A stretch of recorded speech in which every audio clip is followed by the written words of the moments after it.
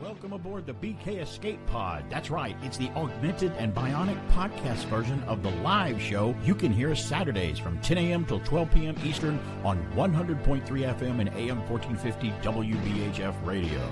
You can stream the show live there Saturdays at WBHFradio.org or on the free Tunein app. Look out, here we go.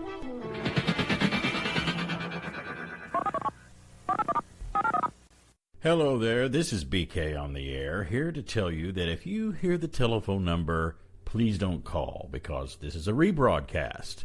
Any questions? Yeah, I got a question. Does Barry Manilow know that you raid his wardrobe? I'll give you the answer to that question, Mr. Bender, next Saturday.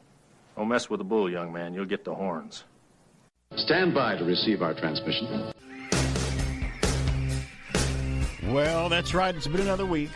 It's been another week since I've been on the air, since last Saturday. Every Saturday I come in here and I flip the switch, I lock the door so nobody can come in here. Alan and I just kind of gather our thoughts and we switch chairs because I'm on the tail end of his show, and I warm up the chair for him to go over sit in the chair across from me, and I know that the chair that he was in broadcasting is already warm. We won't say how we warm them up, but they're both warm for both of us as we start the show, 10 a.m. till noon Eastern. You talk about everything retro and geeky and entertainment, movie news, television, strange stories where we flash the audience, and just general goofy stuff that I have a passion for and talking about, and I love it, and I always have. I want to remind everybody that I do turn the show into a podcast after I'm done here on Saturday.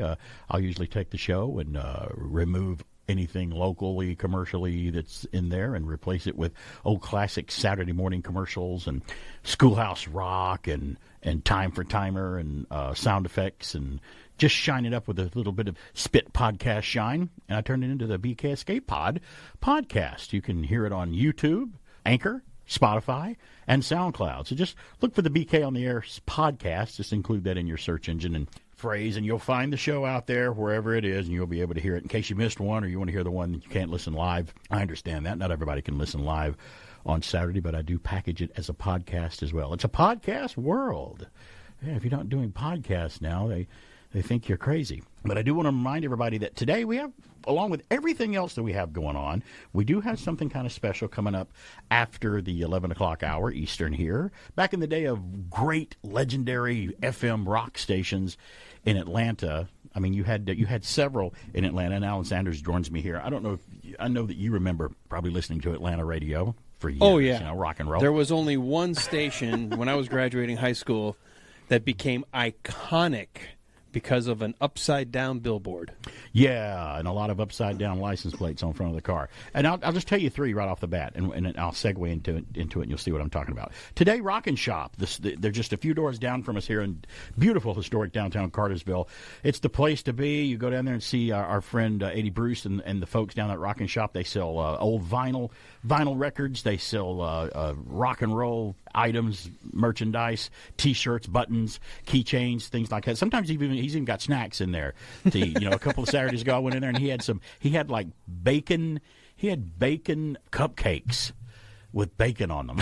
I'm like, can I take one? Or bacon biscuits or something. It was so good. And I walked off with one. He goes, well, they've been out there for a while. I think they're not warm anymore. I'm like, I don't care. Just give it to me. I don't care. They're just going to sit there for a while. I'll eat them. It smells good. It is so good. But go down there today from noon until 2 p.m. They're going to have Willard from 96 Rock and John Boy Bryant from 96 Rock. DJs from many years past, from nostalgic rock radio past in Atlanta are going to be down there. I don't know. They'll sign autographs for you. They'll talk to you. You ask them questions. I don't know. If you want, you might ask them to record your voice message on your phone. They might do that too. Ask them. I mean, you can't. They can only say no. I mean, yes or no. So, sure. You want. Put them on the spot. I love that. Check it out. They're right down there, 21 North Wall Street, right down the road, right down the sidewalk here from us, within walking distance. You can call them at 470-274-5007, or just visit their Rock and Shop Facebook page, and that's all one word, Rock in, the letter N, Shop, and check them out, like them, and give them some thumbs up and respond and stay in contact with them. It's going to be a great day for them down there because it's kind of like they're celebrating 96 Rock along with everything else and having two guys from the old 96 Rock days there. Now, in the old days in Atlanta, you had 96 Rock. You had a station called Z93 was another big rock station in Atlanta, which 92.9 Z93. They were pop and became classic rock later on too. And then you had Star. It was Star 94, but before that it was called WQXI. It was 94Q is what they called it really in the old days before it became Star 94. So I remember those were the three kind of staple pop rock stations in Atlanta. And it's kind of funny that for some reason I don't seem to see Z93 or Star 94 T-shirts and license plates around still. But I do see a lot of stuff from 96 Rock still. I think there's a reason for that. Big throwback nostalgia. The Rockin' Shop actually has tons of 96 Rock gear. They do. Which is awesome. I have a 96 Rock license plate. And we're going to have a piece of 96 Rock paraphernalia here live in the studio later, and it's Willard from 96 Rock. Classic Willard. He will join us in here. We'll see how much we can get for him if we want to buy him as part of the merchandise. I don't think we can afford him. No, we can't. And he'll be in here to talk to us. I'm going to ask him about the days at 96 Rock, anything else he wants to talk about. That's right after the 11 o'clock Eastern hour coming up on the show. Just a little hour from now, a little less than an hour from now. So, but yeah, it's going to be fun. So you don't want to miss that. Also today I got a lot of stories to talk about, casting news that fit the template of this program. They cast Luke Skywalker on Obi-Wan Kenobi. We saw that. We're going to talk about that. A young kid be cast as Luke Skywalker. There's a new television series going to premiere on Paramount Plus. Isn't it funny how they want to make a new channel and just put the word plus at the end of it? That's so original. First one did it, so they're all just call it Plus. It's Disney Plus, Paramount Plus, Discovery Plus. Strange New Worlds is the new Star Trek series that's coming out. Now that's going to be the adventures of Captain Pike and Spock in their early days aboard the USS Enterprise. And I think it's an actor named Anson Mount is his name, playing Captain Pike. He was playing him in Discovery. Now he's going to play him in his own television series. He played Black Bolt in the Inhumans Marvel ABC show that was on, which was Marvel's first big failure. I mean, it came on and it tanked in the ratings. I don't know why, because I really liked it. But he played in the Inhumans on ABC with Marvel Studios. And he's a pretty good actor. And he's playing Captain Pike. Strange New Worlds has cast. They've announced in Season 2. They already announced the Season 2 already. They haven't even done Season 1 yet. They've announced they've cast James T. Kirk, and and we'll talk about who that actor is as we go along too. And I've never heard of the guy, so maybe that's a good idea. And more casting news: The Mandalorian Season 3 is about to gear up to start production, or already has started production. And they've announced that they're going to cast Christopher Lloyd in the show, and I don't know who he's playing, so. It'll be interesting to see who Christopher Lloyd has played. The Mandalorian has had some cool casting choices. We've had Nick Nolte on the Mandalorian. We've had who's the other guy? Who's the other stars that were on there? Michael Biehn was on an episode. Episodes. And the guy from Justified, from Santa Clarita Diet, Tim Oliphant. He played the sheriff of that one town, I guess, on the planet. Timothy Oliphant was on there. So there were actually some others. Getting a lot of folks. Some are going to get their own shows. Boba Fett got his own show. He did. It's like, what's her name? Ahsoka. Ahsoka is going to get her own show. The actor Rosario Dawson. Rosario Dawson. We lost a classic actor this week. We'll talk about him. But sure, Alan and I both know a lot about things that he's been in. I've got a plethora of movies from Fathom Events and Flashback Cinema that are going to come out this year that you won't believe that you'll be able to see. Some of them somebody did a podcast about that I'm looking at right now. It's BK on there. We'll be back.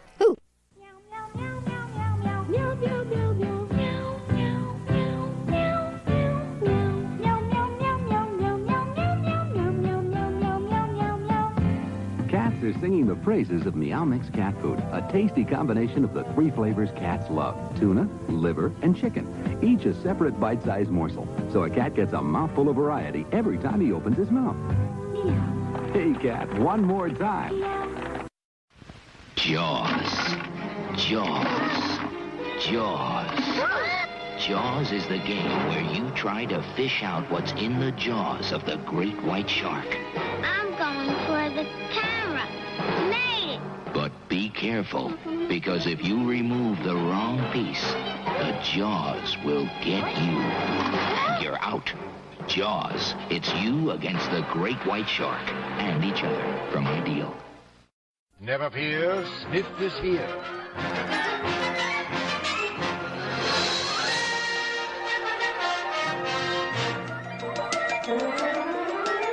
Greetings, fellow classic TV fans. One of the best legacies a TV series could have is its spin-offs. Shows like Happy Days and All in the Family are great examples. This is a list of my top 5 favorite classic TV spin-offs. Happy Days spun off the highly successful Laverne and Shirley in 1976, but in 78, it was the 4-season run of Mork and Mindy that comes in at number 5 on my list. Initially beating Happy Days in the ratings, the show launched Robin Williams into superstardom. All in the Family spun off classics like Good Times in 1974 and The Jeffersons in 75. But at number 4 on my list, it's 1972's Maude, which ran for 6 seasons, earning B. Arthur an Emmy for the lead role. 11 seasons of Cheers began in 1978. It spawned my number 3 pick, Frasier, starring Kelsey Grammer. Beginning in 1993, it too ran for 11 seasons, earning 37 Emmy Award wins. That's 9 more than Cheers if you're keeping score. From The Andy Griffith Show comes my spin-off favorite number 2, Gomer Pyle, USMC. This show, starring Jim Nabors and Frank Sutton, ran for 5 seasons beginning in '64. And during its run, it was never out of the top 10 in the Nielsen ratings. At number 1, it's 1987's Star Trek The Next Generation. Of the multiple spin-offs generated by Roddenberry's 1966 creation, it inspired 4 feature films and multiple TV spin-offs itself. And with new series like Picard and Discovery, the Trek trend continues. Thanks to retro classic TV stations across America, the syndication aspect of these spin-offs keeps all these great shows fresh in our memories. This is Pat McCormick with your Retro TV Trivia from the Golden Rage of TV. You can also find me on YouTube and Facebook at Golden Rage of TV and on Twitter at Golden Rage of TV1. And now back to BK on the air. Thank you, Pat, for taking us into the golden rage of TV. Spin-offs. He did run a poll on what everyone's favorite spin-off was on his YouTube page, and I, if I had to, and this is sacrilege because I have so many people that are great Andy Griffith Show fans, and I think, but the spinoff from Andy Griffith Show had a couple. He spun off Mayberry RFD, but he first spun off Gomer Pyle, USMC. Gomer left Mayberry, joined the Marine Corps, and they thought that would be a great premise for Gomer to be one of the most harshest things you can go through as Marine training and be a Marine, and it would be great comedy. And they were right. It was a fantastic show. I actually thought, much to my family's amazement, that Gomer Pyle was a funnier show than Andy Griffith. I love Andy Griffith, but as a kid, I think I saw Gomer Pyle first, and it made a bigger impression on me. But I think Jeffersons was probably one of the best spinoffs from All in the Family. Spinoffs. I mean, you were talking while Pat was talking. You said that you love Frasier, spinning off from Cheers. Yeah, I thought that was. There was a couple of attempts to spin off into Cheers' success. That was the only one that really. I mean, it lasted, 8-9 seasons? I guess, yeah. And Cheers was a very successful show. Yeah. I'd forgotten what year, it was the early 80s Cheers started, It went, I think, 10 seasons. Cheers. And there was another show that had an unsuccessful spinoff. You remember the story that you told me about when you heard about that you were going to watch the TV show Alice? And when you watched it, you were disappointed because... Why were you disappointed when you watched it? I thought it was about the Brady's housekeeper, Alice. You thought Alice from the There Brady was only Bunch one character, Alice, and so therefore that had to be who this was about. Well, it wasn't. It was a spinoff. It was actually a TV spinoff from a movie called Alice Doesn't Live Here Anymore with Ellen Burstyn, and it was the TV version of that movie, which, they did that. MASH did it. It was a movie first and became a successful show. Some would argue the show was much more successful than the movie was even. But when Alice came on, I'd forgotten that it started in 76 and ran all the way to 1985. And it was a much longer running show that I remember. But Alice, Flo, Polly Holiday, who played Flo, Kiss My Grits Flo, actually left the show after 2 or 3 seasons and was offered her own show called Flo, where she went to she had her own restaurant, out in Texas somewhere. And just completely flopped. I mean, it was. They thought she was a popular character. I think she's the most popular character on the show because you have that sometimes. Sometimes you have a show where the star isn't the most popular character, maybe a secondary, funnier character is, and that was one of the cases then. And I understand that Linda Lavin and Polly Holiday didn't really get along with each other in Alice, which I don't know. It could be some truth to that, but her show failed and. She was replaced by 2 other actresses playing 2 other Flo-like characters, Southern gals. And I think the last actress to kind of assume that Flo role was a character named Belle, I think. And the lady playing Belle on Alice, which tried to replace Flo, was Diane Ladd. Oh, really?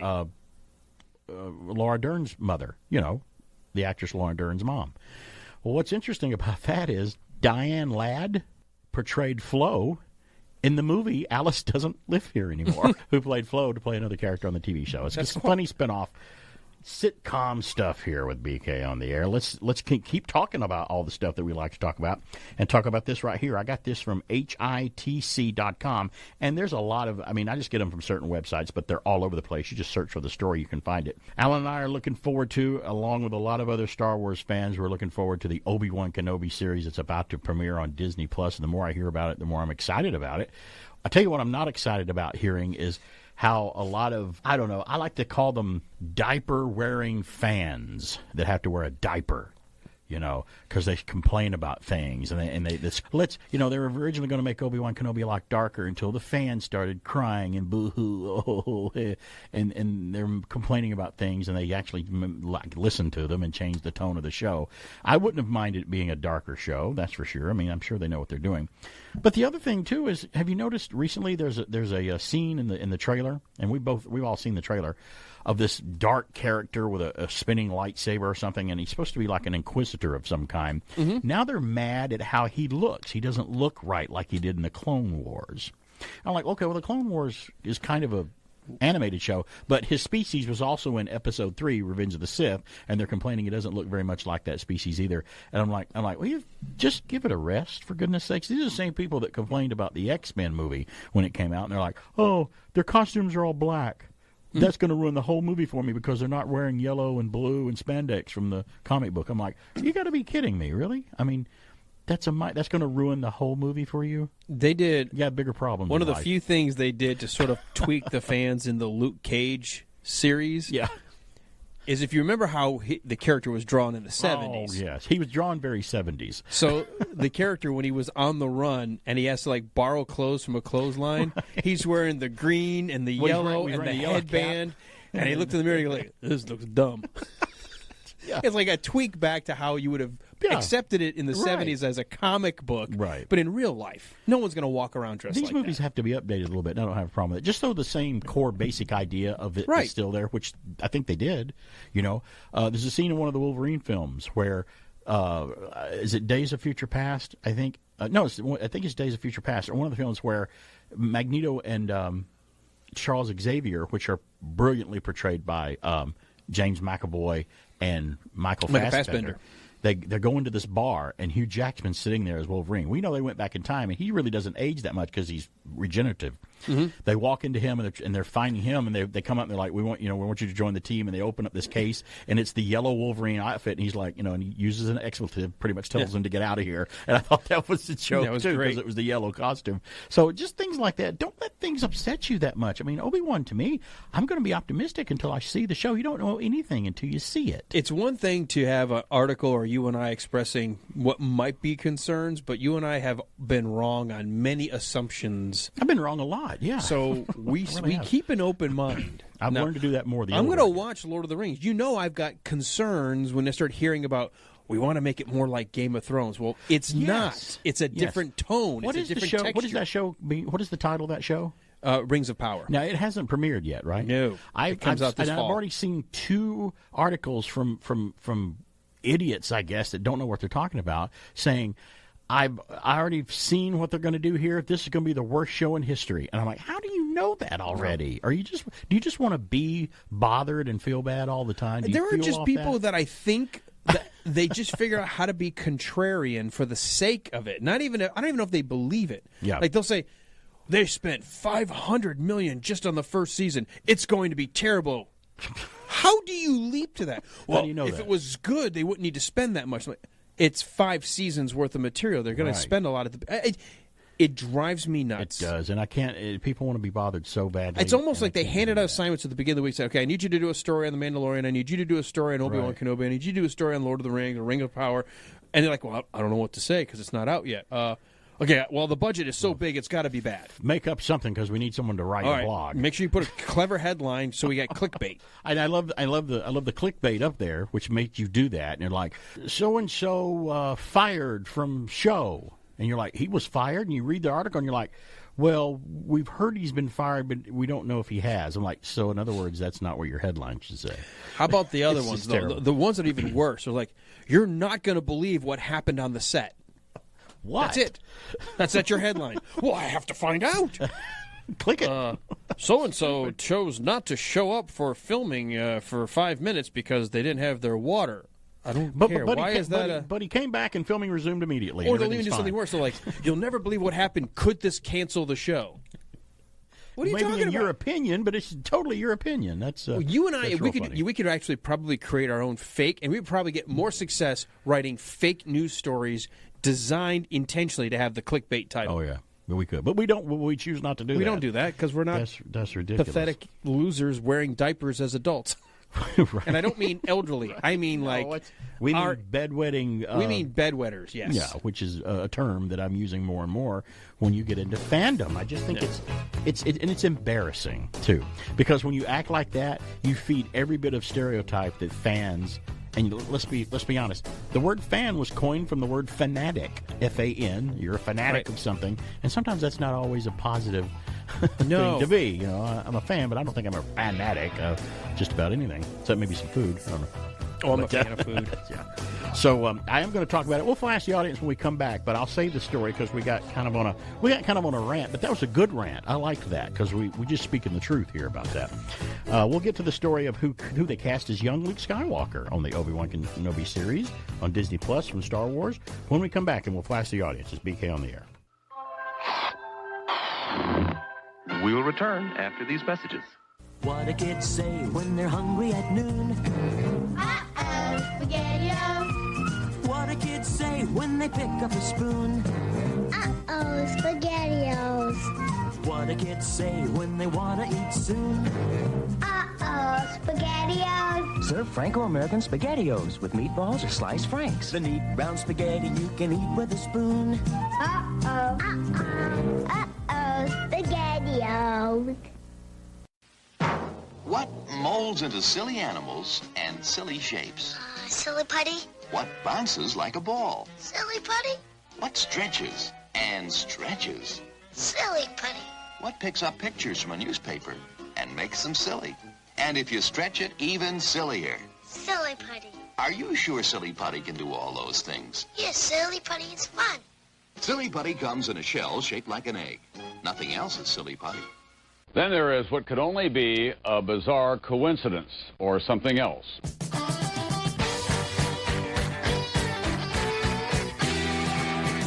And now back to the guy who knows no limit on self-promotion. It's BK on the air. Having a good time like we always do here on Saturdays from 10 a.m. till noon. It's BK on the air. I don't think I have anywhere near as good a time during the week till I get here on the weekend. In fact, I can guarantee you that I don't have as good a time as I do when I get here. And look at Alan Sanders' smiling face with his headphones on, looking back at me. I am spoiled. I get to do something I love every day. True. Every single day. Well, I still have fun every weekday, but just not as much fun as I have here. No. So, yeah. This is a special kind of fun. I finally reached that level in my life, and I didn't think I was ever going to reach it in my 20s. I'm like, am I ever going to have a job that I don't hate? I hate my job. I hate my job. You should always try to at least try to get something that you do to pay the bills that you at least enjoy to do. If you just push and do it and work hard, it's that wonderful time where we like to flash the audience of the news, the weird, the strange, and the bizarre, and we always I have a great time. Oh, I know why you the gave internet. this to me, because you know I love Guinness. You know that's why I gave that one. Beer. To you. The first, because it was St. Patty's Day. Oh wait, no. Guess what? I have the first news. It does have to do with Guinness, but not the beverage. Sign them appropriately in some ways. A Wisconsin woman is seeking a Guinness World Record to make St. Patrick proud after she collected a 4-leaf clover every day for 258 consecutive days. Now, that is tough. How is that possible? Do you know what because it was a trivia question I was going to ask on St. Patty's Day. You're going to say the odds? The odds are 1 in 10,000. Oh, does it say it here? Because that's what I looked up. I think it's in there somewhere, yeah. Well, let's see here. Bettina Reich of Eau Claire said she had the luck of the Irish in her hunts for 4-leaf clovers since she was 10 years old, and early in the COVID-19 pandemic, she started collecting one every day until she had found a clover a day for 112 straight days. Reich said she decided to try to best her personal record in 2021 and ended up collecting a clover each day for 258 days, from March 22nd until the first heavy snow fell on December the 4th. Reich, who documented her clover hunts on TikTok, said she is now attempting to get Guinness World Records to create a new category for most consecutive days collecting a four-leaf clover. The record-keeping company recognizes a record for largest collection of four-leaf clovers, but would have to create a new category for this specific accomplishment. She said Guinness told her that they would have to pay for an adjudicator to visit her home to verify the size of her collection before a new category can be created. Reich is now attempting to crowdfund the cost for the adjudicator's visit. Wow. So she found a four-leaf clover once a day for several... That is incredible, because I will tell you this. We had a patch of clover that was growing on the side of the house, and I said, well, I know it's a hard find, but it can be found, obviously. According to the trivia that I looked up earlier this week for St. Patty's Day, 1 in 10,000. I couldn't find a four-leaf clover, and I looked for like 30 minutes. I said, I'm done. I'm done just wasting time looking for a four-leaf clover. Well, I was hoping I could just there's one. No. You only looked at 9,999. Apparently I missed one. A little bit longer. So. I don't think I've ever found one. I know my sister did once, but I've never found a four-leaf clover. I got the next news. Chilly out there. From UPI. Yes, it is much chillier than yesterday.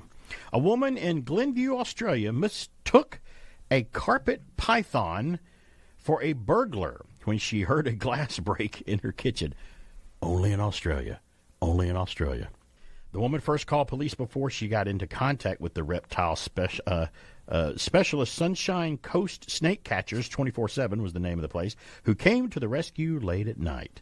A rep for the company approached the woman's pantry and was able to locate the snake on the top shelf. The rep was able to grab the carpet python safely with a little trouble in a video uploaded to the Sunshine Coast Snake Catchers Facebook page. You can check it out. On Wednesday, the snake was placed into a bag and was later released. Quote, "It was a busy night last night with plenty of snakes on the move and a few of them entering houses," unquote, the company said. Again, I say, only in Australia. I don't live in Australia. I don't even want to vacation in Australia, with all due respect. I mean, I hear it's a wonderful place, but I don't know about that. Sunshine Coast Snake Catchers recently captured a 7-foot carpet python that was hiding near an Australian man's fridge as he went to grab a beer. Wow. It doesn't say if the snake, if the man or the snake was grabbing a beer at the time. It just says as he went to grab a beer. So, I mean, who's to say that the carpet python wasn't a burglar? He might have been in there to steal something. Who knows? To rob the lady. But again, what was that one we had where the Australian lady was in the grocery store?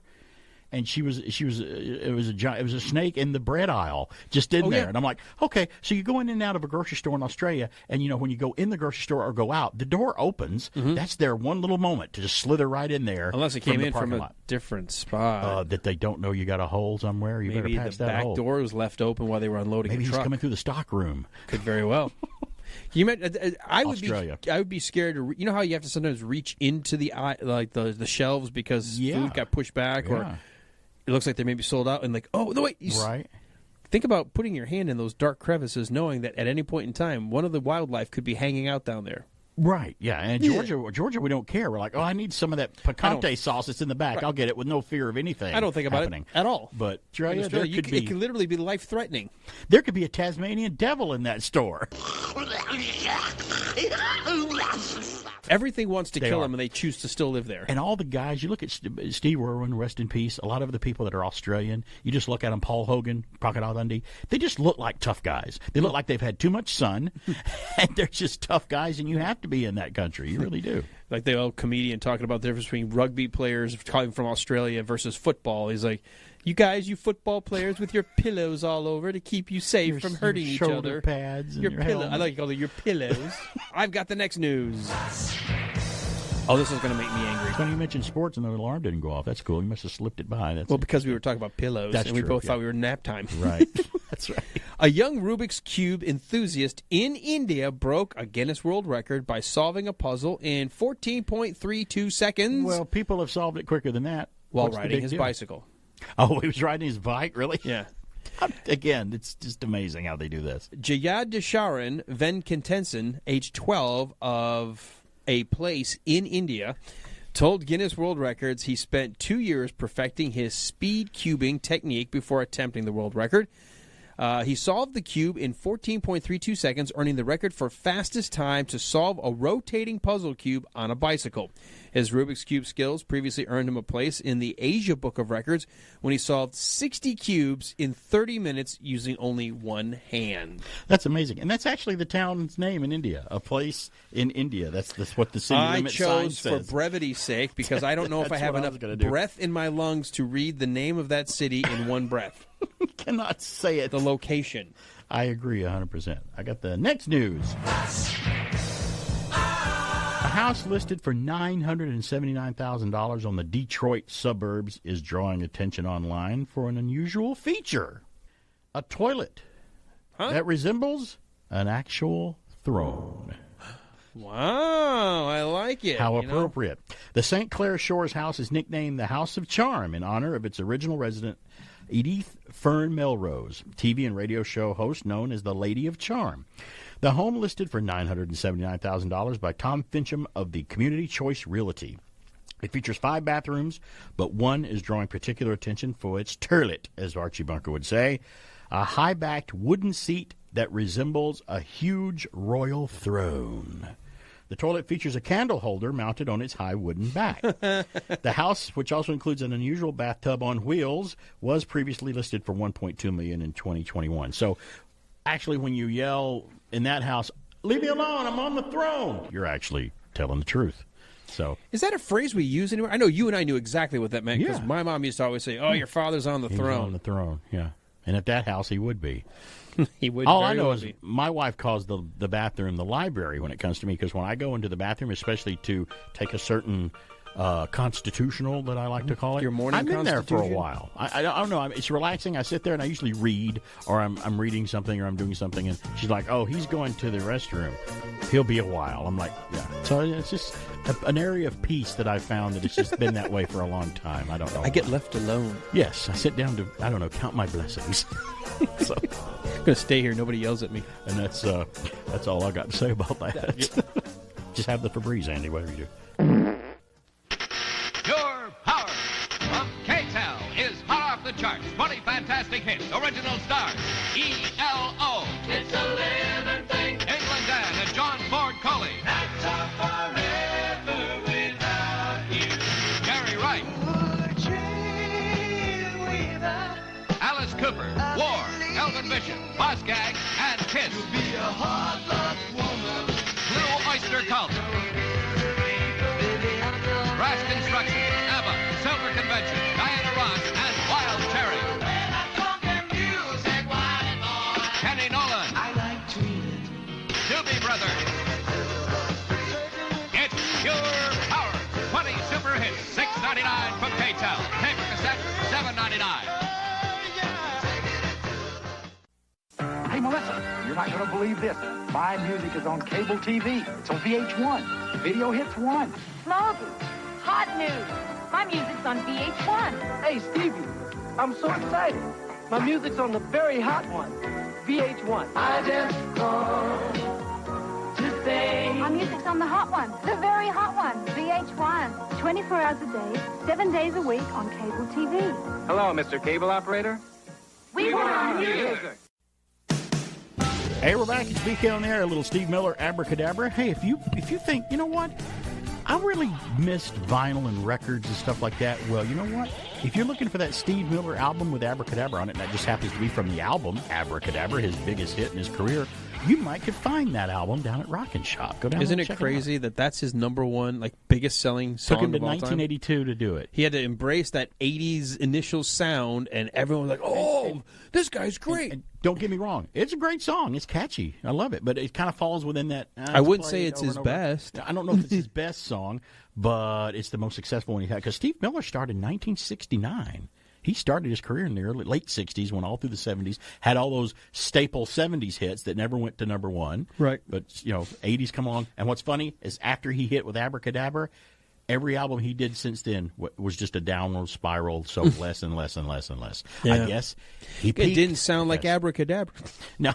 Right. Exactly. Every song he tried to hit with after that was kind of back to what he used to do. And he went more bluesy. And don't get me wrong, Steve's get so many residuals on stuff. He could do whatever he wants for the rest of his life, but he could still tour. He packs them in.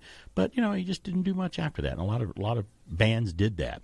Speaking of that, you and I are going to kind of get into that later, maybe after Willard from 96 Rock. Willard, the classic DJ Willard from 96 Rock is coming up after the top of the hour. Stay tuned for that because he's going to be down at the Rockin' Shop today. We're having a special event down there. It's going to be fun from 12 noon until 2 p.m. here in downtown Cartersville. And you and I thought we might talk about a few classic rock and roll groups that you and I both like, and we're going to switch gears, and Alan and I are going to tell each other what our favorite songs and albums are, maybe from the other guys' favorite bands and stuff. So, because we all love rock and roll. Like I'm a big fan. I'm not the biggest Rush. I don't know a lot about Rush, but I do know their hits that they had, and I'm aware of who they are.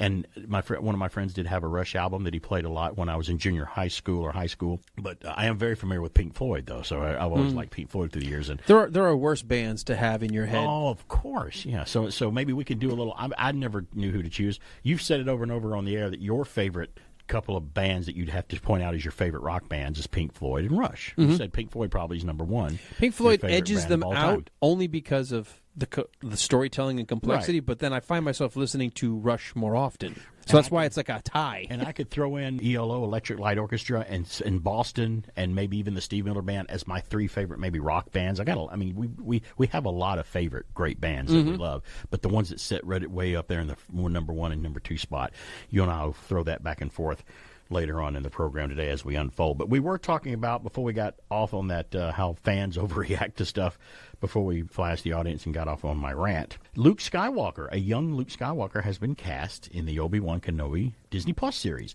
If you're a Star Wars fanatic, you're probably on the edge of your seat waiting for Disney Plus's new series. I don't know if I'm on the edge of my seat, but I am anticipating it with great eagerness.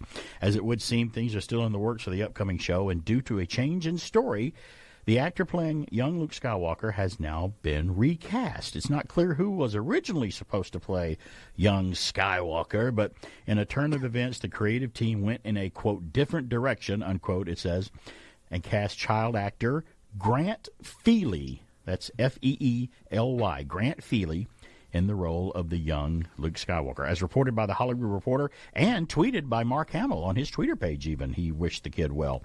Child actor Grant Feely is now set to play the young Luke Skywalker. Show producers reportedly made changes to the original script, resulting in the recast. According to the Radio Times, the actor who was initially playing the role had not shot any scenes, though, before the change was made. Well, good, they didn't waste any film, so that's nice. Poor kid telling all of his friends, guess what I'm going to be? That's terrible. And then it comes out like, I thought you told us you were going to be Luke. I didn't even think about that. That would be Poor terrible. Kid. They should just give him a role as somebody else, like maybe his friend on Tatooine or something like that. Hey, I'd take it. I'd be a Jawa. If you never even saw my face, at least. Well, we could lie and say we were in it anyway. Could you tell you can't see your face? I was a Wookiee. A short one. Young Wookiee. I was still very small. I hadn't grown up. You were in the Hollywood holiday special. Yeah, I was. That's who you read. That reminds me of Back to the Future, Eric Stoltz being cast as Marty McFly and shooting a lot of the film before they switched gears and replaced him. Do you know that now that I've watched movies 1 minute at a time, there are still moments that it's Eric Stoltz in the movie from the rear, yeah, right? Which they didn't have to reshoot because or to try to match coverage, they were like, just use the other shot and we'll just make it very quick. And like, oh my God, you notice it now when you're looking for it. You kind of notice it, yeah. The Hollywood Reporter described the switch-up on the Obi-Wan series with Luke Skywalker casting as a creative overhaul, prompting a new search for the new young Luke Skywalker. Child actor and industry newcomer Grant Feely is now in line to star as Luke. Now, as per his IMDb page, Feely has one acting credit as Timmy on Creepshow, by the way. The star appeared on a segment Time Out in 2019 on the streaming show Creepshow. As reported by The Direct, another location is reporting something. Director Deborah Cho, I guess she's directing the first episode and several of them. I think she's doing all of them. Is she doing the entire series? I thought she... Okay, maybe she is. She's definitely the showrunner for it. She addressed the recast and overall switch-up by sharing this quote, "We did really make some significant changes and add a few different elements to the show," unquote, is what she said. So there you go. There's our young Luke Skywalker. And I tweeted, Instagrammed, and Facebooked a photo of this kid. He has an interesting look to him. He looks like he could do it. I mean, I don't think he's a a dead ringer for Mark Hamill, but he doesn't have to be. But he doesn't look so much different from him that you can't accept it. So I saw him more looking similar to the young kid that was cast in the first Phantom Menace as young Anakin Skywalker. Jake Lloyd, yeah, okay. That he has some of the similar features of Jake Lloyd. Which would make sense because if Luke takes after his father, you would want a resemblance to Jake Lloyd's character, or at least who he played as the young Anakin. But they're having fun on the internet now because the scene in the trailer for Obi-Wan, there's a scene where it shows Ewan McGregor take a pair of binoculars and he's looking at young Luke on top of the homestead. Well, we assume we think it's Luke because he's on the homestead playing with a ship. We assume because they can creatively cut. He might be looking at a herd of bantha. That's true, but they could tie it together to make it look. Too. I keep forgetting that, but yeah, it looks like he's playing on a speeder. Now they're making fun of that with memes that show a panel of him looking through the binoculars and what he's looking at, and he's reacting to it, and now it's all kind of different things. There's one where the kid is looking at a Star Trek magazine, and it cuts back to Obi-Wan going, huh. And then there's one of them where it shows he's looking through it, and it shows Darth Maul looking at him holding a magic marker in his hand, and it cuts back to Obi-Wan with the binoculars down, and there's black rings around his eyes. They're really having fun with this. There's one where he's looking through the binoculars, and what he's looking at is the Spaceball officers combing the desert from Spaceballs. That was one of my. I laughed out loud on that one. I was like, okay, that's funny. So there's just so many. We ain't seen so many things. Nothing. So, we ain't seen nothing. We're looking forward to that. I know that we are. Especially we heard that the bucks they're spending, the Game of Thrones production spectacle that it's supposed to be.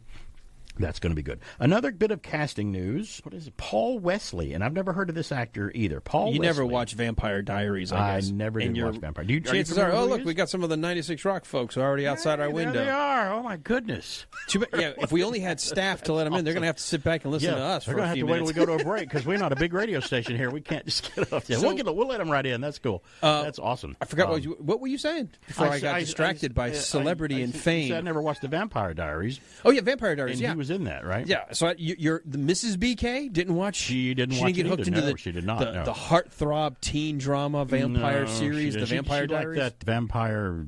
Yeah, that's the Interview with the Vampire. That was Interview with the Vampire. Right. She liked. But Vampire that, Diaries was one of those Channel 69 or whatever, like teen heartthrob drama. I figured she liked vampires, but I tried to bite her neck once and she slapped my face. So I'll nibble on anything. If you I don't know what that means. But yeah. But Paul, are you familiar with the guy, Paul Wesley? I know who he is, yeah, but I did, and that's how I knew about the casting of the Kirk character. Paul Wesley has been cast as James T. Kirk in Strange New Worlds, the new Star Trek show. So there's three different season 2, right? It's season 2. They haven't reached season 2 yet, but they're so confident that they're too big to fail, so they can't fail with this. Which don't say that. Don't. Hey, look, they had a president of the Earth. I don't even want to get into that. Star Trek Discovery. Let's not get into that. So, did you not see? Let's be our. Please don't let politics enter my science fiction. It's Star Trek. It's going to happen. Hey, look at this way. I'll say this without being political. Right. Granted, it's being done for optics. Right. But if somebody came to you right now and said, BK, would you like to be a highlight? We know you're running for office. We'd like to have you be a character on Star Trek. Would you say no? Yeah, I'd say no unless I'm the captain and the star. Of course, I'd say no. None of us would say no. I would be the janitor of the ship. I would be an alien where I put on something you can't even tell it's me. I'd be a red shirt guy. Can I just come on screen and die? Kill me. Fine. Just kill me. I would, and so I can't. Yeah. And from what I understand, I would. For all of the other things that I don't agree with, she is a Star Trek fan. Stacey Abrams. Well, if you don't know who we're talking about, Stacey Abrams running for governor for Georgia. A lot of celebrities was in the season finale of season 4 of Discovery. A lot of them are Star Trek fans. A lot of celebrities are. A lot of celebrities weren't until they were on Star Trek. Correct. A lot of unknowns started on oh, wait, this is actually kind of a cool show. Yeah, that's great. Well, and The Captains was on a channel last night. Have you seen The Captains? It's where William Shatner interviews all the captains from Star Trek. No, I haven't. He interviews Chris Pine. He interviews Scott Bakula, Patrick Stewart. Oh, that's cool. Kate Mulgrew from Voyager and Avery Brooks from Deep Space Nine. So I'd watched some of it last night. Some of the conversations were bizarre and just, if you'll pardon the phrase, since it's a sci-fi show, out of this world. Weird. it's fun to visit and see how things are made, things that go on behind the scenes and whatnot. But yeah, it's gonna be fun. I want to remind everybody, coming up, we're approaching 11 o'clock here. Coming up after the break in Fox News, we're gonna have Willard from 96 Rock back in the classic 96 Rock days, talking to us here on the air, celebrating. He's down at Rock and Shop today from 12 noon until 2 with Eddie Bruce and the crew down there. A lot of great stuff going on down there. It's a great shop. If you've never been to the store, go down and check it out. It's within walking distance of WBHF, right down the sidewalk. In fact, they just walk right up here, I'm sure, from Rock and Shop here to the station. So we'll have Willard on, talk to him about the old days of 96 Rock and how maybe radio's changed, how it got started, and a few surprises maybe here and there.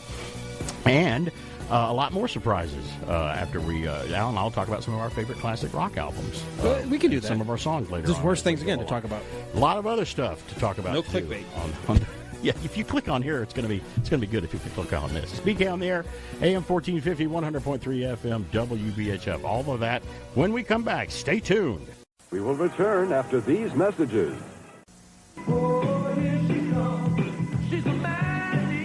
Man-Eater, the #1 smash hit from Daryl Hall and John Oates. And now the next one, One-on-One. One-on-One, Man-Eater, and Family Man from Daryl Hall and John Oates. The album H2O on RCA Records and Cassettes. Available at Musicland. Turn it on. Leave it on. I want my MTV. I want my MTV. I want my MTV. I want my MTV. 24 hours a day. In stereo. Yes, DJ. Your day. World premiere video special. Music news. I want my MTV, MTV, MTV. Too much. What? Yeah, too much. Never enough.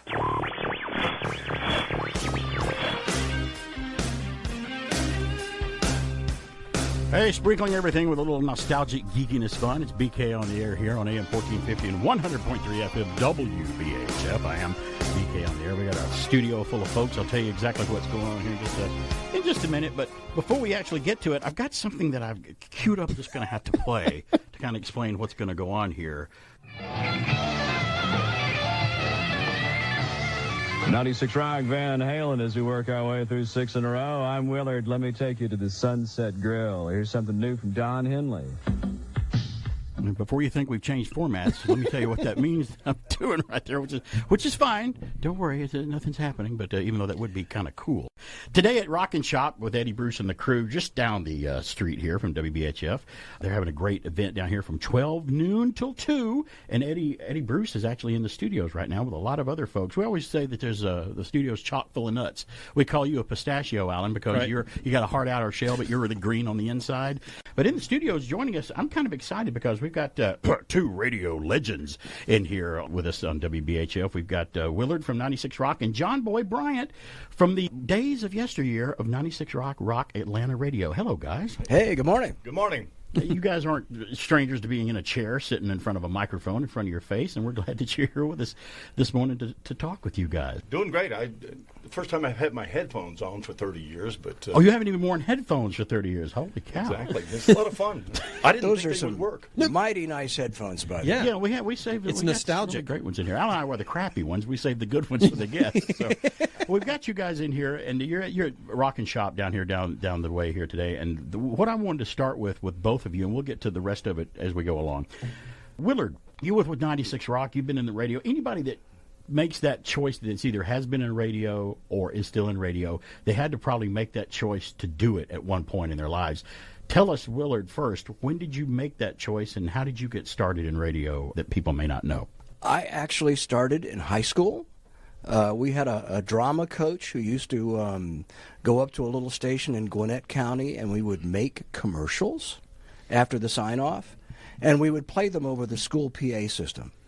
Awesome. And people thought that was just crazy, because you'd have these kids going, well, today we have PE, and all of a sudden this music comes on, and it's just big, voracious stuff, and then I started a station at my high school, and then went to Georgia State and worked at WRAS down there. Ran it for a year, and then spent 21 years at 96 Rock. And you said you used the word crazy there a couple of times. Isn't that the word that's always used when you're talking about radio at one point or another? The word crazy always comes in.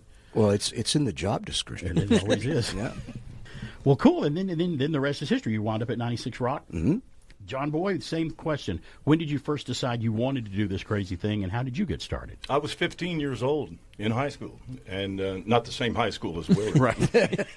But they had a local radio station in town, very similar to right here, and one of the ladies who actually was the publisher for the local newspaper heard me do a Bill Cosby monologue on a trip one time at a basketball tournament or something like that. And she said, "You really should be on the radio." I was 15 years old and stupid.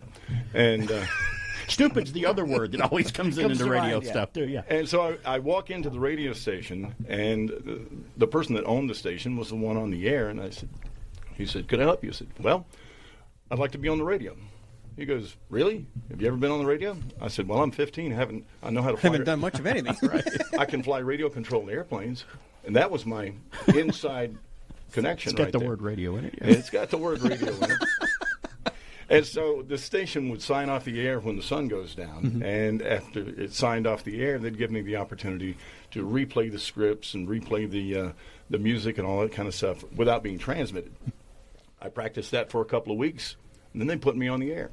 I had the sign-off shift from 3 p.m. when school let out until sign-off, and in the wintertime, sign-off was at 4:30, so I got an hour and a half on the air. And I was really lucky to do that because it gave me a lot of inside experience of exactly how it works and all that kind of stuff. And from there, small town outside of Nashville, went on to work at Nashville radio station, Rock 103 KDF in Nashville. And the program director in Nashville and I both left Nashville, came down to Atlanta, and that's when 96 Rock started. Wow, and everyone seems to remember 96 Rock. Here's the thing about that. I remember back when I first moved to the North Georgia area, there were 3 stations that made an impression on me as a kid in Atlanta, and one of them was 96 Rock, of course. You had Z93 in Atlanta. I'm talking about at the height when they all were at their height, at their zenith, I guess. And the other one was WQXI 94Q. So that was the 3 main that I remember. I don't see any T-shirts, buttons, and license plates for Z93 and 94Q around as I drive around and check out places and from time to time. But I now still do see 96 Rock stuff that's available to get. Willard, and I used to ask, sometimes reporters would ask old sitcom stars or the cast of Star Trek when they go to conventions. They go, "Did you have any idea when you were doing Star Trek in the 60s that people would be still buying Star Trek toys and watching Star Trek movies 40, 50 years later?" And all of them go, "No, we had no idea back when we were doing it." I'll ask the same question first to Willard. Why are they still interested in 96 Rock still? I have an idea why, but I want to know why you think so. Well, the station was a part of people's lives. It was like the soundtrack, and it's so humbling to realize now that we were part of people's lives, and those vibrations, still resonate, in their minds and in their hearts, and it's very humbling. But, we were the station you grew up with and threw up with. That's great. I mean, we That's were right. all the concerts, all the events, all the music. There was some great music in those years. And you were very good at holding their hair when they were doing that. Yes, exactly. We'll hold your hair. Yeah. Well, you say that the soundtrack, but you're absolutely right. The reason I remember, we moved down here from Detroit, so I was used to WLLZ, Wheels Radio, or WRIF, Riff Radio. Oh, yeah. Then I come down here, I'm like, 96 Rock, oh my God, this is amazing. Like, I loved everything about the entertainment aspect, and then who didn't love the 5 o'clock whistle on Friday? Oh, yeah. Everybody grew up with their local station that they loved growing up. Mine was Q104 from Gadsden, Alabama. Everybody remembers that one station they grew up with, and I remember 96 Rock, too, when I moved here. Well, listen, we're going to take a break. We're going back. Can you guys stay for another segment? Oh, yeah. Okay. Stay for one more segment, because we've got a little more things to talk about. Got more things to chat I want to get into more wild side of it, maybe. It's safer and then air, how they come meet them, maybe. Plus, we got a train coming by. It's a perfect time to go to a break. Go to break. So, we got a train effect that we play. Why do they build these stations by train tracks? I don't know why they do that. Speaking on there, we'll be back. We'll return after these announcements. He played the world's most famous masked man. Then the courts took his mask away. How did this resourceful hero of yesteryear hide his identity? Sun sensor lenses that change. Indoors, they're light. Outdoors, they change the dark sunglasses. silver dollar. What were those sunglasses that stranger was wearing? Those were no ordinary sunglasses, ma'am. Those had sun sensor lenses. Sun sensor lenses that change. Give it up! Podcast Magazine presents the Hot 50 Countdown. Hi, it's Rob Actis, host of the Podcast Magazine Hot 50 Countdown. Join me as I count them down from 50 to number 1, the top 50 podcasts in the land as determined by you, the podcast fans. From true crime, society and culture, self-help, health and fitness, science, and every podcast category in between. The Hot 50 Countdown is here. And don't forget to vote for BK on the Air as one of your favorite podcasts at podcastmagazine.com.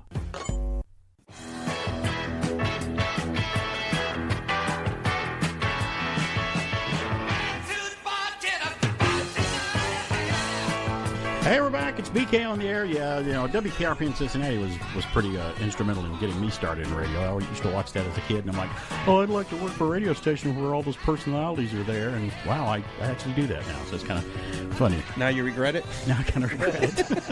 Well, Hugh Wilson had it right, because Hugh Wilson used to work for WQXI in Atlanta, and he just took what he learned there and whatever and turned it into a TV show, WKRP. In fact, I think we've talked about Skinny Bobby Harper being Dr. Johnny Fever's influence on Johnny Fever, he was an Atlanta DJ for a long time. Well, we've got, if you didn't hear before the break, we have from 96 Rock, the classic days of 96 Rock, we have Willard in here and John Boy Bryant from the old radio station 96 Rock. What's their call letter? WKLS, right? That's what you got. WKLS. Things have changed a lot in Atlanta radio and just radio in general. You're streaming now. You got the websites and stuff like that. You don't have to really depend on a signal to get out anymore. People can hear you on the moon. If they've got a cell phone signal on the moon, they can hear you. Sometimes that's where they want to send us is to the moon. So yeah, and we've got them here in the studio talking about their old days in radio stuff. The other thing I want to ask you guys before we run out of time is, I'll start with John Boy this time. What is the most outrageous thing you ever saw on radio while you were doing it, or that you did that's safe for WBHF here on a Saturday morning? Can we talk about that? That's what I'm saying. Statute of limitations or something. I don't know what you, or just maybe not the most outrageous that you're just going to tell us. What do you remember seeing or doing or hearing? I remember he's got to edit before he talks in his head. Well, there's a lot. Yeah, there's a lot. I can't go into a lot of details. I understand. But I'll never forget, after being at the radio station, which for me in my career was a huge break. I'd been there like 3 months, and I was working a 6 p.m. to 10 p.m. shift, and the program director had left the office and all that kind of stuff. And we're on the 12th floor of the Century Center building with an elevator outside that door. He was supposed to lock the door. He failed to do so. I didn't know that until about 30 minutes into my on-air shift. And I get this feeling that somebody was watching. Oh, you're not telling that story, are you? So John Boy has spiders. He has a John Boy tingle like Spider-Man does. I will leave out some of the real good details, but anyway, I had a feeling someone was watching me, and sure enough, I turn around, and outside the door of the studio, where you could see through this 1 foot square piece of glass, were the front faces of a blonde and a brunette, young 23. Oh, he is going there. Okay. Oh, he is going there. I'll go there. I'll tell the story. I'll keep it clean. Oh, okay. But I open the door and say, "Could I help you?" Because there's no one else on that floor, right, except me. Mm-hmm. And I thought, how did you get in here? And they said, well, the front door to the office was unlocked. Yeah, it was open. And I said, okay. And she said, well, we'd like to, watch you do what you do. Okay. So I become, I look around and I become a host and explaining this, and I say, when I flip the switch, the light goes on, be quiet, or else all of Atlanta can hear you. And at that time, back in those days, we had a couple of turntables with albums on those turntables, and the girls would be sitting on the other side of that in a couple of wooden bar stools. Mm-hmm. We used them for interviews back then. Right. Okay. They're sitting there and they're talking, and I'm doing everything, and next thing I know says, hey, John Boy, don't you think Mary's pretty? Oh, no. Okay. All this is while the records are playing. Okay. Next thing I know, she reaches over and starts kissing this girl. Oh, no. And they fall on the floor. The record that's playing goes... Record scratch noise, of course, yeah. And I'm like, oh, my God. Quickly fired up the next record. I said, I am fired. I am fired. My career is over. Because you're only 3 months on the job. 3 months on the job. Wow. I thought I am done. And they get up, and they said, thanks. That was her birthday present. Wow, there we go. I asked the question, I got the answer. Now, that doesn't ever happen here. That's as clean as I can give it to you. No, that doesn't happen here, because right here, they see us right here through the glass, through Main Street, so they don't even want to come in here. But, I mean, no one wanted to come in here and make out in front of me cautious. Or whatever. Close the blinds. We did have those 2 dogs out here. We did have the dogs last week, so they were, I wouldn't say that. It was springtime. Cautiously answering. I'm going to cautiously ask the same question to Willard. Same question. What do you got? There's so many stories. I got a birthday gift, or actually a wedding gift, when I got married for the first time. And a guy called me from the payphone downstairs, and he said, I have a nice wedding gift for you. And I went downstairs, opened the door, brought him up, and he had this sack, and he set it down on the counter, just like this. And we talked for a bit, and he started pulling the brown paper off the sack, and I said, well, that's mighty nice. What is it? And he goes, it's a doorstop. I thought, well, nice, big, green, heavy metal doorstop. And then he pulled out a Glock out of his waistband and set it down on the counter and pulled the clip out. And I'm going, God, I hope there's not one in the chamber. And we talked for a little bit. You know, he was a veteran, I was rather relieved when he and his Glock left. Mm-hmm. Right. And I went home with this big green thing. And I put it on my fireplace. And it stayed there for maybe 3 or 4 years. And then I had a buddy come by my house who had just gotten discharged from the Marines. And he took a look at it and he goes, ooh, can I have that? And I said, sure. It's just a doorstop, right? It's just a doorstop sitting on my fireplace. Right. And about 3.5 hours later, I get a call from Sergeant so-and-so, who is with the ordnance disposal team at Fort Stewart. I knew where this was going. No. And he goes, Mr. Willard, how did you become in possession of this 105-millimeter howitzer round? Active one, I guess. I said, well, was it loaded? And he goes, yeah, it's about 10 pounds of high explosive in this shell. Next to the fireplace, which is where it can stay nice and warm. Gunpowder likes that. And I said, I gave him the story, and he says, well, you realize that could have blown the back half of your house off. Right. And everything else. So, wow. Yeah. So happy wedding gift. Well, both of you told me both those stories, and halfway through, I tried to predict where they were going, and I got both of them wrong. I had no idea where they were going. I'm like, that one didn't go the way I thought. Which is kind of sad, because I knew exactly where they were both going. What does that say about you? Yeah. I have a dark place. I keep saying, don't go in my brain. You don't want to open those doors.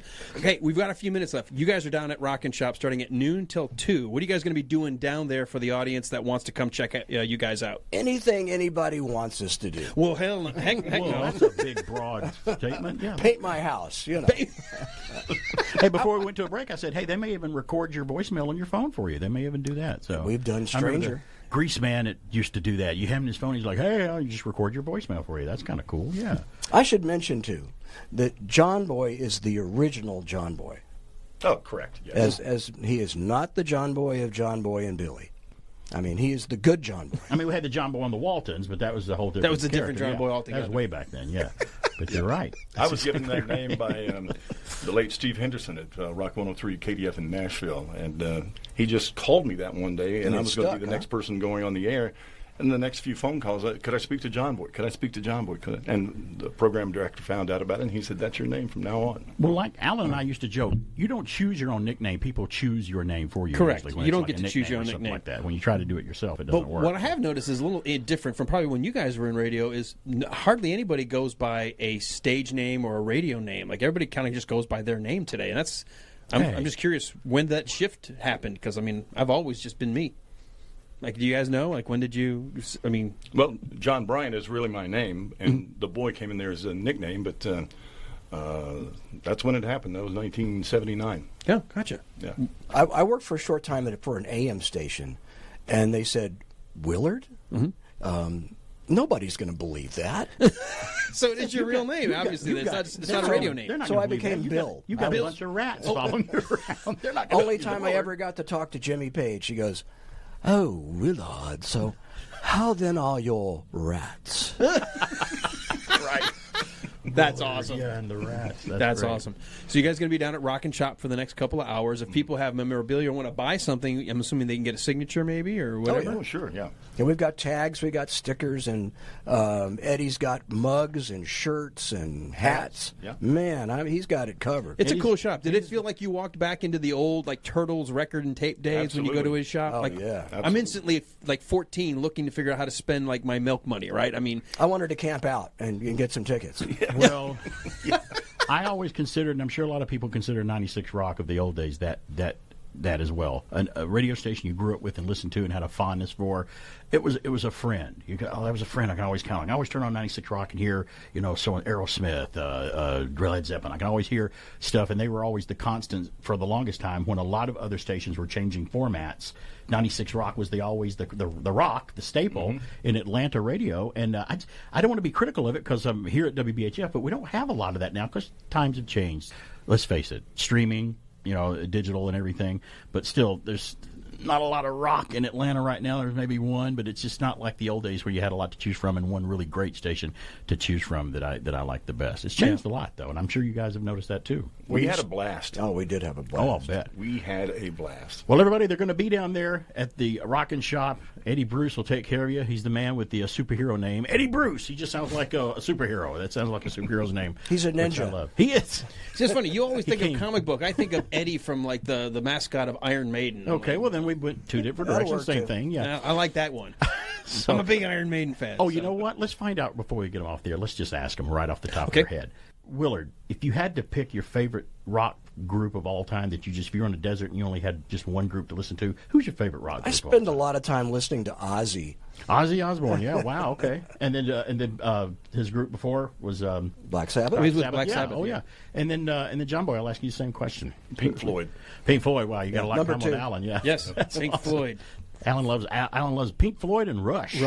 And we're going to talk about them today, as we go along. We can do that. There's nothing wrong with ever talking about Pink Floyd and Rush. I'm a big Jeff Lynne ELO fan, and I also love Boston and Steve Miller. To me, Jeff Lynne is just he's an amazing producer, and he's cracked out of that ELO shell, and he produces and writes for everybody. He's just really amazing, and I got to see him live. I'll say this about Boston. They may have, in my mind, one of the best debut albums of all time. Followed probably by Guns N' Roses' Appetite for Destruction. How do you have that many hits on one debut album? I mean, it's incredible. You want a Boston Greatest Hits? By the first album. Just by the first album. I mean, they had after that some, but the first album is it's the best. Is a Greatest Hits. Yep. That's right. It's Rockin' Shop, 21 North Wall Street, right down the road from us here in Cartersville, right down the sidewalk. And you can check them out and everything. We're going to take a break here coming up. It's BK on the air. Hey, Melissa, you're not going to believe this. My music is on cable TV. It's on VH1. Video Hits 1. Smoggy. Hot news. My music's on VH1. Hey, Stevie, I'm so excited. My music's on the very hot one, VH1. I just called to say. My music's on the hot one, the very hot one, VH1. 24 hours a day, 7 days a week on cable TV. Hello, Mr. Cable Operator. We want our music. Super Slurpee. Now at 7-Eleven. It's the biggest, boldest, coldest Slurpee to ever quench a thirst. It's the 32-ounce Super Slurpee. And now 7-Eleven has a fantastic summer offer. Every Super Slurpee comes in a free plastic Superman 4 The Quest for Peace Movie Collector's Cup. 8 in all. 32 ounces of Super Slurpee and Superman 4 Movie Collector's Cups only at today's 7-Eleven. You bastards! Why are you torturing me like this? Why? And now back to the guy who knows no limit on self-promotion. It's BK on the air. I really hate being an idiot, but it's one of those things that I do so well. And being an embrace sometimes. it. So just embrace it. I was just in awe with the two FM legends of 96 Rock. I was telling them on the way out. I'm like, you guys were, you're not that much older than we are, but You guys were the voice and the narrators of the music of my childhood, of my teen and early college. But I never got to take home a live mortar shell, though, in radio. At least I did not get to do that. That was kind of interesting. It's amazing. Like I said, I knew exactly where both those two stories were going. At all where they were going. So, but I'm glad that they were in here, and we had a good time talking about classic Atlanta FM rocks radio. How cool is that? It was so cool because we both listened to it growing up. Now, I was over here a little earlier. I moved to Georgia back in the late 70s and was familiar with Atlanta radio. You came in a little later from Michigan. Moved here in 85. But still, you got to, they were still going strong in 85. Well, what he said, he goes, that was really hitting our stride, our heyday. It was like hitting that mid-80s rock and hair metal. And you want to hear something funny? The clip I played of Willard from 96 Rock, the clip I played was from 1984, and that's when I graduated.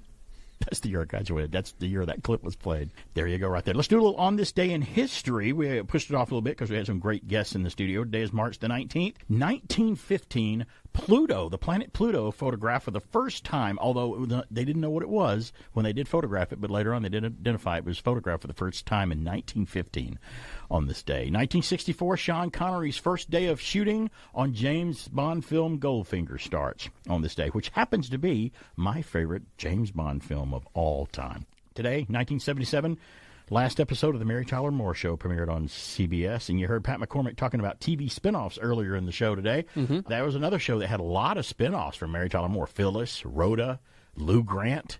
And how weird was it that a comedy show called Mary Tyler Moore spun off a show for Lou Grant, played by Ed Asner, but the show was a drama about a newspaper. Go figure. And it worked. It wasn't even a comedy. Maybe that's why it worked. They tried not to be something it wasn't. Did you ever see the movie Porky's? Did you see Porky's? Honestly, I've never seen Porky's. You've never seen Porky's. It's one of those kind of a raunchy kind of Animal House type thing. It premiered on this day in 1982, 40 years ago. I love Porky's. I thought it was funny. Bob Clark directed it, the guy who directed Children Shouldn't Play with Dead Things and a lot of other. I thought he was a great, versatile director directing different things. And number one on the Billboard charts today, 40 years ago, 1982, I Love Rock and Roll by Joan Jett and the Blackhearts. Still a great song. My kids, the first time they heard it, they're like, "This is cool." It's a good rock song. It's a good rock song. She had a lot of good rock songs that she did. And she was with a group called the Runaways before she went solo. Who was in the Runaways? It was Joan Jett, Lita Ford was in the Runaways, and I can't remember the other ladies. And they made a movie about the Runaways with Kristen Stewart from Twilight playing one of them. I guess she played Joan Jett, but I'm not sure. She didn't know how to have facial expressions in that, though. 2012, on this day in history, Wendy's overtakes Burger King to become the second best-selling hamburger chain in America. And I don't know if it still stands that way, but they overtook Burger King back in 2012. On this day, birthdays today, he was born in 1848. Today is Wyatt Earp's birthday. Wyatt Earp. He died in 1929. What a great, charismatic story for America. And what an interesting character Wyatt Earp was back in the day. The whole Earp family, but yeah, Wyatt. That's right. Today's the birthday of an actor that I hope I get to discuss on some future Wilder Ride podcast, hopefully when you guys get around to doing Silver Streak with Gene Wilder and Richard Pryor, the comedy movie on the train. Today is Patrick McGowan's birthday today, a great writer, actor, director. He did a little bit of everything. The Prisoner was his TV show in the 60s. Secret Agent, it was a James Bond television show. If you took James Bond and turned him into a TV show, Secret Agent was it. In America, it was called Secret Agent Man. It was called Danger Man in the UK. Silver Streak, we talked about. He played King Longshanks in Braveheart. He was a great actor in countless upper episodes of Columbo where he was the killer. He just had a relationship with Peter Falk, and he was in a lot of episodes of Columbo. People think he was British. Patrick McGowan was born in Queens, New York. He was an American, but he was in in Ireland for a long time and grew up in England. So yeah, that's why he has that wonderful English accent. Mm-hmm. Very proper speaking man. 1936, Ursula Andress was born on this day in history. Swiss model, actress, and sex symbol. Dr. No, Casino Royale, the movie She, The Sensuous Nurse. When she made a huge hit. When she came out of the water onto that beach in Dr. No, she was the first Bond girl, and everybody remembers her coming out with that dagger and the two-piece bikini coming out of the water because that's the big camera angle of her coming out. Mm-hmm. A lot of people remember her from that. 1947, Glenn Close was born on this day, American actress. Big Chill, Fatal Attraction, and she played in Guardians of the Galaxy as the president of that planet they were attacking in the movie. 1955, Bruce Willis was born on this day, American actor. Golly, this... Too big of a resume to speak of. To me, to this day, his best role always John McClane in Die Hard. Not a my bad favorite role. It's a great movie, still great. Still a Christmas staple, as we like to call it. 1969, same year my sister was born, Connor Chenier was born on this day. He played Commander Trip Tucker in Star Trek Enterprise. Great actor. If you ever hear him speak and his mannerisms, he looks like a younger, skinnier, better-looking brother to Tommy Lee Jones. They both have a very same voice. It's like they have that southern Texas kind of drawl or whatever. And remember how I said time ticked by because it was just a couple of Saturdays ago we were talking and we're like, wow, it's been a year since WandaVision premiered. Already a year. That's 2 or 3 weeks ago. Well, on this day in 2021, that's when The Falcon and the Winter Soldier premiered on Disney+. It was a year ago today. They go by quick. They do. Especially if you have kids. And if you have dogs. I have not missed a single one of the Marvel small screen. Me either. Nor will offerings. I. I mean, I'm always looking forward to things coming out. I'm sure they're going to come out with one that I won't like, or things don't last forever. They'll eventually, the Marvel comic book thing will come to an end eventually, and it'll have a lull and it'll go away for a while because things come in waves. But right now, they're still riding high on popularity, and I'm loving every minute of it. Mm-hmm. I think it's great. Today is it's always a National Something Day every day. If you don't believe me, just check out the National Day Calendar website. Today is. Oh, you were talking about this on your show this morning. Today is National Backyard Day today. So revel in your backyard. It's a good day today to do it, at least where we are here in the South in Georgia. Today is National Certified Nurses Day, so celebrate their profession, and they're usually thought of as heroes, them in the medical profession. Today is National Chocolate Caramel Day. Okay. Pop a few of those. Nothing wrong. Well, there's something wrong with that if you have too many of them or you got diabetes. You don't need to pop a lot of them. Shouldn't be eating these. So my feet be stinging me like bees. Wait, Should what? like a jellyfish stung me. I don't know what's happening down I'm there. in the ocean. Can't see my toes. I'm swimming. I don't know if I got stung by a jellyfish or I have diabetes. I don't know which it is. And it happened after I ate the ho-hos. That's right. What? Oh, those. Okay, yeah, that's what I thought you said. You know, hostess, ho-hos. And today is something we do every day, and especially Saturday from 10 a.m. to noon. It's National Laugh Day. Let's Laugh Day today. I love it. We've been laughing a lot today. Yeah, mostly at ourselves is what we usually do. What I love is we actually, when we had Willard and John Boy in here, we actually were making them laugh, which is great. Well, that's good. It's good that we can still do that because I thought they probably heard everything. No, they were probably laughing at us, but they were still laughing. But that's fine. I don't care how I get you to laugh. Just laugh away. Just laugh. Because as we found out, being happy, having an upbeat attitude, and adding a little nostalgia in there can help you with your headaches and your pains, I found out. Your pains? Now, it was a Chinese study. We'll still believe it, I guess. May even help you live a little longer. Yeah, why not? And I'm okay with that. Who doesn't want to do that? Who goes, man, I don't want to live a long time. I just don't think I can handle it. Who says that? I mean, who lives after 30? Come on. A lot of people. I remember sometimes. my kids were like saying, "You're 40." When I turned 40, and I said, "Yeah." Like, what do you have to live for? I'm like, "What are you talking about? What do I have to live for?" Stop saying that. Like, does you're anything my happen after 40? I was like, "Yes." You're my kid. Things happen the whole time. Did this turn into Logan's Run, where we die at 30 and if our life clock on our hand starts to flash? Well, there's nothing left for me to do. I'll just go to Carousel and my useful days are over. That's terrible. I don't like to think that. I guess I'll be compost now. Well, I used I'll grow a tree. Watching these old sitcom shows, people would turn 30 on the episodes of these shows from the 60s and the 50s, and they would act like their lives were over back then in the old days. We have extended life and I thought I'd feel that way at 50. I don't. At all. Good. Not even good. close. Good. I told you it's all going to catch up to you on one day. It probably will. I'll wake up like, it's BK on there. We'll be back. There is no sanctuary. After these messages, we'll be right back. I'd like to talk to you about good things to eat, like Swiss cheese on a crisp Ritz cracker, or a chunk of ham on a crisp Ritz cracker. Peanut butter and jelly on a crisp Ritz cracker. Everything tastes great when it sits on a Ritz. You hungry? Then have some onion dip on a crisp Ritz cracker. Good cracker. Good cracker. From Nabisco. Good cracker. Good cracker. Carrot tastes better. Spinach tastes better. Everything's better with Blue Bonnet on it. Buttery. Asparagus tastes better. Succotash tastes better. Everything's better with Blue Bonnet on it. Buttery. It's the only margarine double blended for creamy, buttery taste. No wonder more homemakers use Blue Bonnet than any other margarine. Corn tastes better. Everything's better with Houston, we have a problem.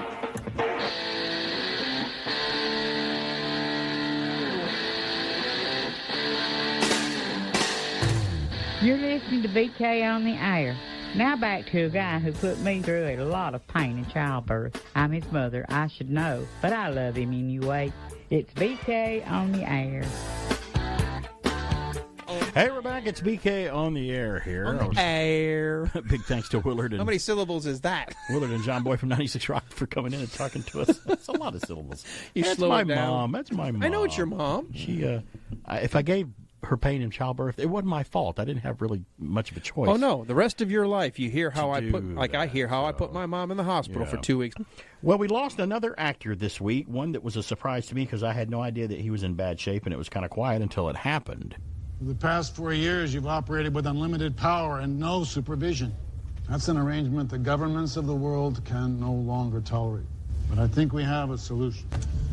The Sokovia Accords, approved by 117 countries, it states that the Avengers shall no longer be a private organization. Instead, they'll operate under the supervision of a United Nations panel. The Avengers were formed to make the world a safer place. I feel we've done that. Tell me, Captain, do you know where Thor and Banner are right now?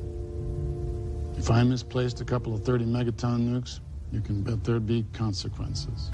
Totally realistic scene from the Avengers because, General Ross wants the government to take over the Avengers' activities because, they could do it better because the government always does something better. We know that that's not true. So that's William Hurt as General Thunderbolt Ross there in the MCU talking to the Avengers of how they want to take over. Well, William Hurt passed away this week. He was 71 years old. I got the story here from Glenn Garner at People magazine. And, Alan, you heard about this. You're a William Hurt fan, obviously, too. What a great actor he was. He was another one of those that, man, he could play anything.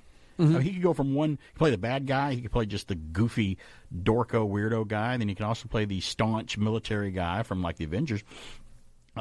He died Sunday of natural causes, it says, surrounded by family, according to a social media statement from his son, Will Hurt, from the Deadline site. Hurt was previously diagnosed with terminal prostate cancer that spread to the bone. March the 20th, 1950, he was born in Washington, D.C. He studied acting at the Juilliard School and performed with the Circle Repertoire Company in 1977. The same year, he made his on-screen debut in the show Kojak with Telly Savalas. That was the first thing he was in, was Kojak. Who Loves You, Baby? His first major role was Ken Russell's, and I remember this, director Ken Russell's 1980 film, Altered States, the sci-fi film, which was just completely off the wall, weird. It's about a guy delving into his subconscious to find out what man was back when he could revert, into a caveman. His weird. It was just a weird movie involving a what do they call those tanks? Those sensory deprivation tanks. They put people in the water or whatnot. That was still new. No one had ever heard of that until that movie came out. Before he went on to success on the big screen through the 80s with roles such as Body Heat, which was a great Lawrence Kasdan film, was a murder mystery with Kathleen Turner, The Big Chill, which is one of my wife's favorite movies, Broadcast News, and The Accidental Tourist. Now, I've never seen Broadcast News. I heard it's a really good movie. I've never seen it, but I guess I really need to see it now. Hurt won the Academy Award for Best Actor in a leading role for his performance in 1985's Kiss of the Spider-Woman, which I also haven't seen. I haven't seen that either. Have you seen that? We need to get up on some of these movies. I've seen all the ones other that movies. Didn't qualify for award-winning acting. We've seen all the other William Hurt movies. He also earned nominations for his roles in Children of a Lesser God, award for Broadcast News, and a movie called A History of Violence. Quote, I'm a character actor in a leading man's body, he said. What a perfect way for him to describe himself. That's a good way to describe it. He told that to People magazine in 1985. He said, I want more mask than, say, Spencer Tracy did, but I don't pretend to be someone else. Acting isn't schizoid like that. Acting is about telling the truth. And it's an adventure. It isn't about what I know before I do it. It's about what I can discover while it's happening, unquote. That's what he said. That's an interesting way of looking at it. I told you, I got hooked into the Billy Bob Thornton streaming show called Goliath. You told me about that. I never heard of that. A small lawyer who takes on these monstrous cases. And William Hurt was in all 4 seasons, but he was mainly in season 1 as sort of his former partner, now turned nemesis. Right. William Hurt was really good. And that was and played a very uncomfortable. And at one point, like you're just like, oh, you're just really? a filthy guy. You're just When was that? When was that made? Do you remember when that Well, show the was fourth out? season just dropped before his death, so I would guess it came out 4 or 5 years ago. Oh, okay, so it's been out there for a while. Okay. His other notable credits include Jane Eyre from 1996, a movie called Michael, 1996. I forgot this. He was in the big screen version in 1998 of Lost in Space. Yeah, he was. He was the dad in He was Lost the in dad. Space. John Travolta, that story, Michael, about the angel. About the angel. I didn't see that either, but yeah, he was in Lost in Space. I didn't care for that 1998 Lost in Space version. There's something about it I didn't like, but Gary Oldman played Dr. Smith in that one. But yeah, he was in Lost in Space as Robinson, the father. He was in AI, the Spielberg movie, Artificial Intelligence, and Tuck Everlasting in 2002.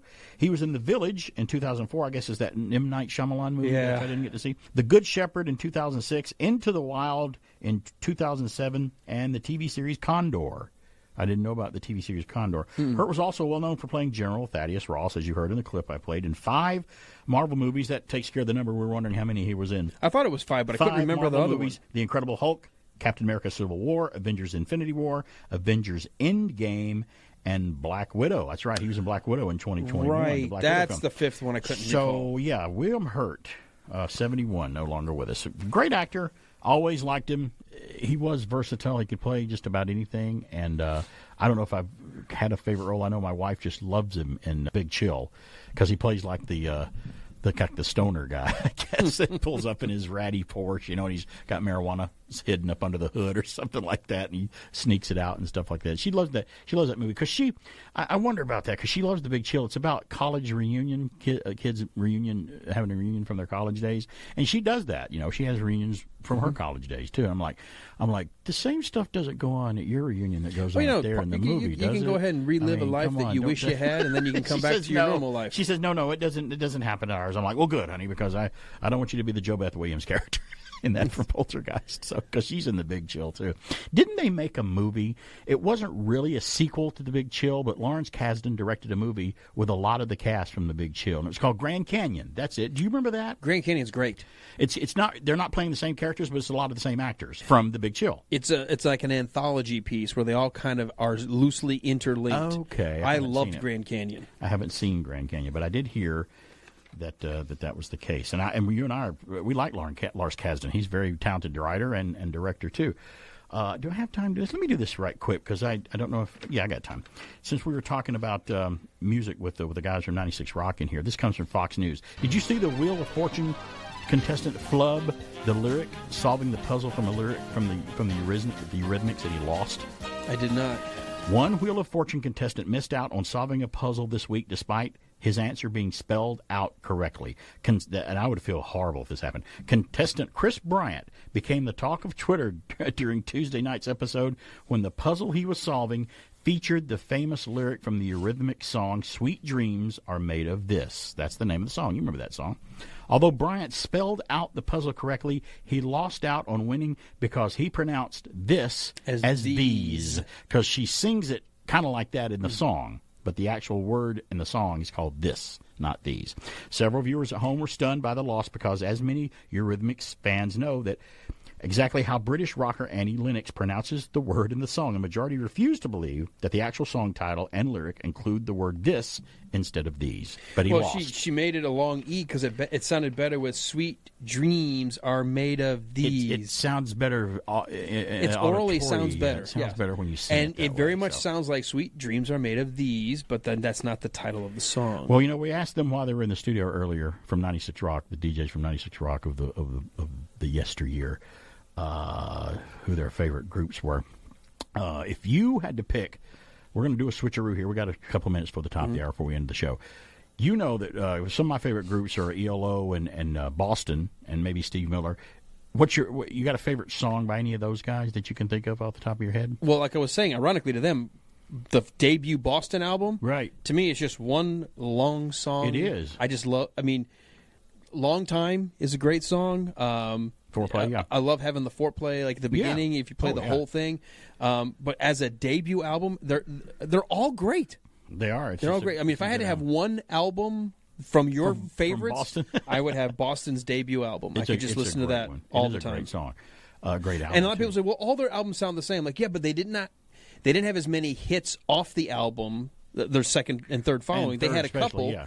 And everybody keeps thinking that those other hits came from the first album, but the first a lot album of hits has came from the second one too. Yeah, the most, right? And it it's incredible. The first, as a debut, just imagine a debut, and nearly every song becomes a single, and every song can still be played today. You got to be flying high if your album performs that well. It's got to be really great when you do that. And no wonder that they sounded similar. Albums 2 and 3, you kind of feel like, why break what worked? Right. Exactly. But then at the same time, it's really hard to duplicate lightning in a bottle. But it was still great rock and roll. ZZ Top was like that too. It was still great rock and roll. Mm-hmm. Now, if you had to pick an ELO song, what would be your favorite song or two from them that you can think of right off the top of your head? Don't Bring Me Down. Don't Bring Me Down. I love that song. Yeah. And I didn't know it was them when they kind of used it as a jingle in the Mick Ultra commercials, Michelob Ultra. Oh, yeah. Because it was like everybody's like floating because the beer is so light.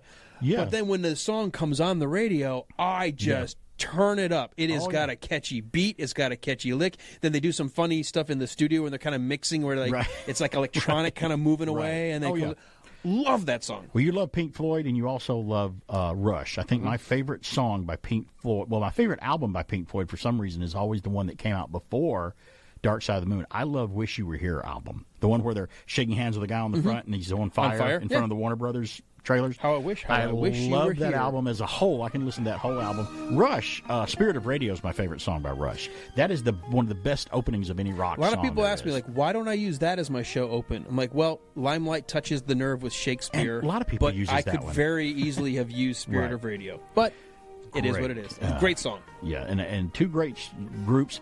It's all going down at the Rockin' Shop today. Go down and visit them. It's BK on the Air. We'll be back next week with more fun and crazy stuff. It's BK on the Air.